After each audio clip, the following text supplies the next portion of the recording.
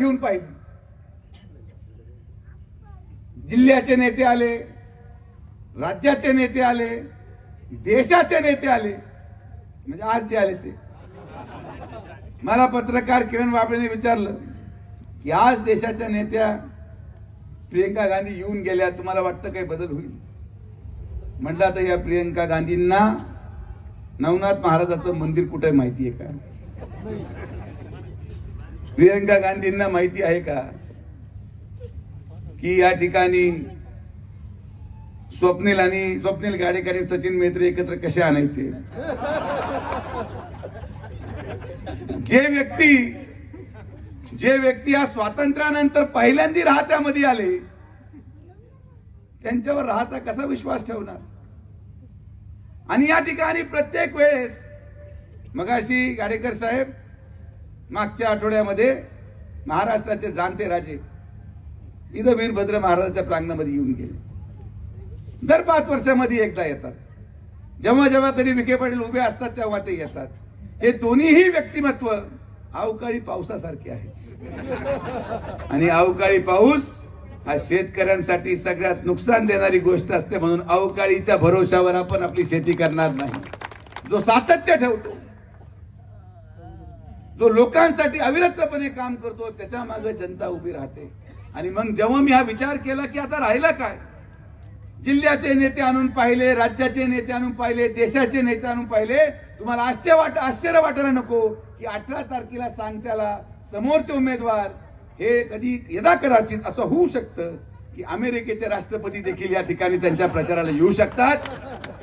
जेवढा प्रचार ते आपल्या इथं करतायत तेवढ्या माझ्या पुढची गर्दी वाढतच चालली. मला काय गणितच कळाना काय गडबड.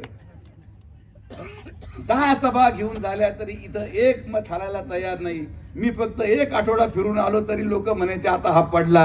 ही तुमच्यासारख्या दिलेली ताकद या सर्वसामान्य मुलामध्ये आहे. हे कामाच्या माध्यमातून आणि सर्वसामान्य माणसाच्या विकासाच्या माध्यमातून आपण काम करून दाखवलं.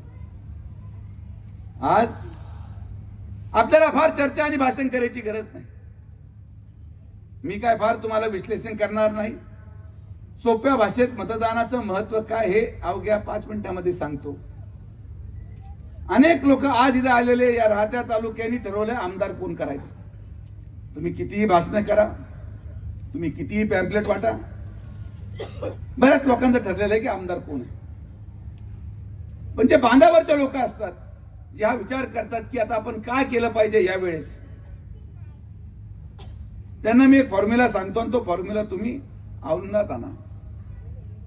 जेव्हा आपण मतदान केंद्रावर जातो आणि मतदान केंद्रावर गेल्यानंतर जेव्हा आपण लाईनीमध्ये उभा असतो, एक जण पुढं एक जण मागं, त्याला विचारतो काय करायचं, पाठीमागचा विचारतो काय करायचं. कोणाला विचारू नका, स्वतःला 2 प्रश्न विचारा. एक की जर मी या राहत्या तालुक्यामध्ये शेतकरी म्हणून, राहत्या शहरामध्ये शेतकरी म्हणून काम करतो आणि जर अवकाळी विषयामध्ये आणि अडचणीच्या कालावधीमध्ये जर मला माझ्या शेतात पाणी आणायचं असेल, जर धरणातून पाणी सोडून घ्यायचं असेल, पाण्यासाठी संघर्ष करायचा असेल, तर यापैकी मी कोणत्या माणसाचं बटन दाबलं तर माझ्या शेतात पाणी येईल. जर उद्या माझ्या मुलाला रोजगार पाहिजे असेल, माझ्या घरामध्ये अशा सुशिक्षित मुलीला रोजगार पाहिजे असेल, तर यापैकी कोणाचं बटन दाबलं तर माझ्या मुलाला रोजगार मिळेल. तिसरा प्रश्न हा विचारा की आज 15/4 पासून तर माझी मुलगी 11वीला आहे आणि तिला औषध घेण्यासाठी रात्री 11 वाजता त्या 15/4 पासून तर राहत्या शहरामध्ये येऊन औषध घेऊन सुरक्षित परत घरात पोहोचायचं असेल, तर यापैकी कोणाचं बटन दाबलं तर माझी मुलगी सुरक्षित घरी पोहोचेल. हा प्रश्न तुम्ही जेव्हा स्वतःला उत्तर द्याल, जे चित्र तुमच्या मनामध्ये येईल, ज्या माणसाचा चेहरा तुमच्या मनामध्ये येईल, त्याला बटन दाबून टाका. फार जास्त विश्लेषण, फार जास्त कुरघोड्याचं राजकारण, फार जास्त गावगुंड्या हे सगळं करू नका. यांनी कोणाचं भलं होत नाही. चुका आमच्या आहेत, मी मान्य करतो. कोणी माणूस 100% काम करू शकत नाही.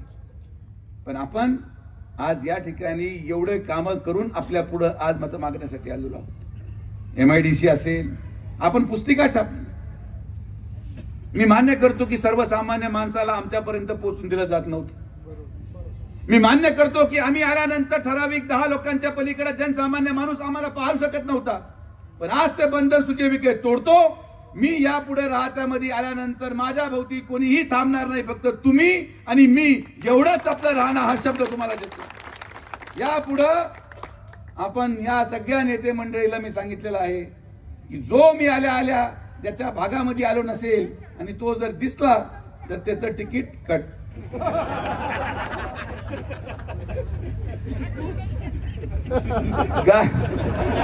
गाडीमध्ये बसायची स्पर्धा आहे आमच्याकडे. कोण गाडीमध्ये बसत? एक तासा दिवस होता की मी सभा डॉक्टर साहेब संपून चाललो होतो. सभा संपल्यानंतर जेव्हा गाडीजवळ पोहोचलो, माझ्या बसायच्या अगोदर गाडीमध्ये मागे 5 लोक बसलेले. मी म्हटलं लेख तुम्ही कधी बसले? ते म्हणले तुम्ही जेव्हा भाषण संपत आलं आम्हाला लक्षात येतं, आम्ही लगेच गाडी बसून घेतलं, कोणी दुसरं बसलं तर. म्हटलं तो एक काम कर ड्रायव्हर, एसी लाव, साहेब लोक बसलेत, तिथे स्कूटरवर माणूस चालला होता, म्हटलं थांब, त्याच्या मागे बसलो, म्हटलं चल. हे पुढारी गाडीत बसलेले त्यांना निवांत बसले.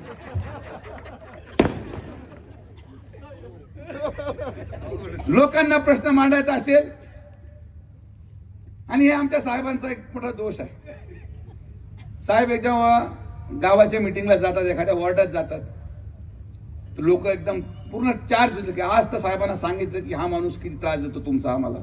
कोणी असो, तो इथं असू पण शकतो आणि इथं नाही पण आहे. कशाला कोणाचं नाव घेऊन आपलं 5 मतं कमी करायचं जाऊ दे म्हणून, कारण की त्यांच्या मागे 5च मतं असतात. तेवढं आज आपण साहेबांना सांगायचं की साहेब या माणसाचा किती त्रास आहे.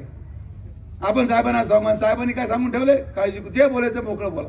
मग गाडी येते, थांबते, मग आपले सगळे कार्यकर्ते एकदम चार्ज होऊन बुके घेऊन उभे असतात. साहेब आल्यावर पहिला दरवाजा उघडतो, साहेब उतरतात, आणि मागचा दरवाजा उघडल्यानंतर ज्याच्याबद्दल बोलायचं तो गाडी खालून उतरतो. लोक म्हणतात घ्यायला याच्याबद्दल बोलायचं, आज गाडीत बसल्याला आपलं काय गायचं. आणि मग जेव्हा मीटिंग सुरू होते, साहेब विचारतात सांगा तुमचा प्रश्न. लोक म्हणतात साहेब काहीच प्रश्न नाही, सगळं पॅक आहे, इथं काय अडचण नाही, आपण 100% पुढा. मला कोणी माझ्या गाडीमध्ये बसण्याला विरोध नाहीये. मी माझी गाडी इथं महिनाभर सोडून देतो. डॉक्टर साहेब तुमची जबाबदारी आहे. वॉर्ड नंबर 1 पासून चालू करायचं, सकाळ ते संध्याकाळ लाईन लावून 1 फेरी 2 फेरी 10 लोक बसवा. ते गाडीचा मोह मला नाही हो. हे सगळे पैशाचा मोह सोडून मी फार लांब मागे गेलेलो आहे. तुमच्या सगळ्यांच्या आशीर्वादाने एवढं सगळं मिळालं, एवढं ऐश्वर्य संपन्न माणूस आहे मी.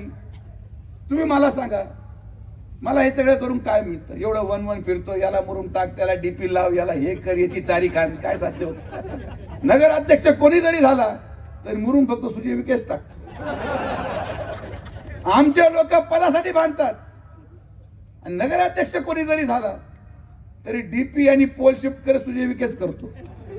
अरे मग कशाला पद घेता बाबांना? तुम्ही सगळे थांबून घ्या. मी ज्यावेळेस जनतेतून नगराध्यक्ष पदाला उभा राहता काय व्हायचं?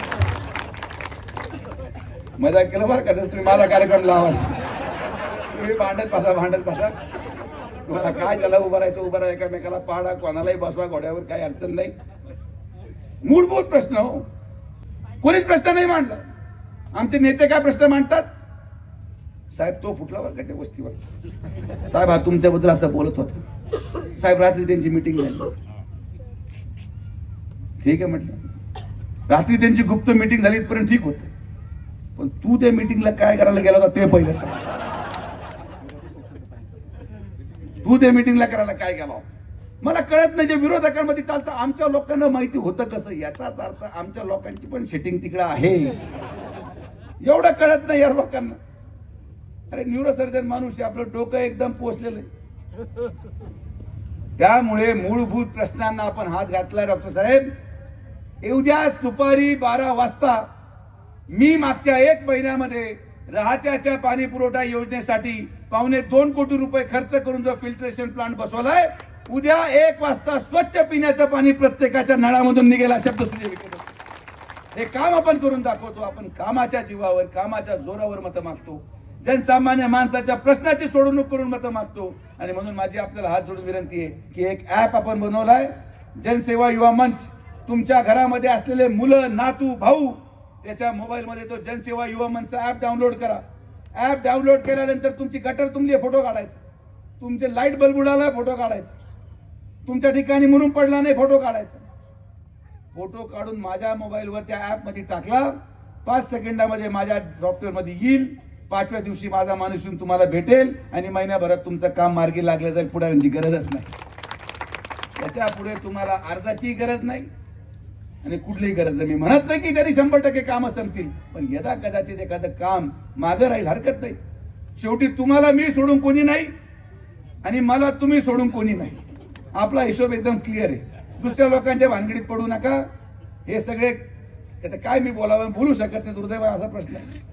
तुम्ही एक कलाकार त्या ठिकाणी नगराध्यक्ष केला डॉक्टर साहेब, चूक किती महागात पडली या शहराला. तुम्ही आमच्यावर नाराज होते काय हरकत नाही, पण आमच्या लोकांना नाराज होते पण एक चूक किती, राहत्याला 5 वर्ष मागे जावं लागलं. राहत्याला मूलभूत गोष्टींपासून मागे जावं लागलं. राहत्यामध्ये रस्ते झाले नाहीत. जे राहत्याचं स्वप्न आपण त्या ठिकाणी पाहिलं तो राहता आपण भरू शकलो नाही. आणि म्हणून माझी आपल्याला हात जोडून विनंती की नाराज राहू नका, मनात घुसमट ठेवू नका. जे बोलायचं तोंडावर बोला, भांडून बोला. ज्या दिवशी आमचे लोक आमच्याशी भांडतील कामासाठी, त्या दिवशी आम्हालाही वाटेल की तुमचा आमच्यावर हक्क, ही भावना तुम्ही निर्माण करायला हवी, आम्ही नाही. अरे बिंदास शर्ट पकडून बोला, हे काम झालं पाहिजे दादा. तुमचा अधिकार तेवढा आहे. तुमच्यामुळे आम्ही इथं आहोत, आमच्यामुळे तुम्ही नाही. तुमचा अधिकार हा वापरायला शिका, नाहीतर जी घुसमट तुम्ही मनामध्ये दाबून ठेवतात. लोक अगोदर मोकळे झाले पाहिजे 5 वर्षामध्ये. ते 5 वर्ष साठून ठेवतात आणि मतदान केंद्रावर जाऊन मोकळे होतात आणि मग त्याचा परिणाम त्यांनाच होतो. तुमच्या मनामध्ये असलेला राग आणि वेदनेचा परिणाम तुमच्या मुलांना भोगावा लागतो. हे मुद्दा म्हणून तुम्हाला सांगतो. तुम्ही मनसोक्तपणे बोलत जाऊ, घाबरत नका जाऊ. हे भाषणामध्ये फक्त दहशत आहे. 2 मिनिटं थांब. अरे बाबा 2 मिनिटं, तुला नाही संधी दिली बाबा, तू सकाळी बोल, तू रात्रीचं नको बोल. तर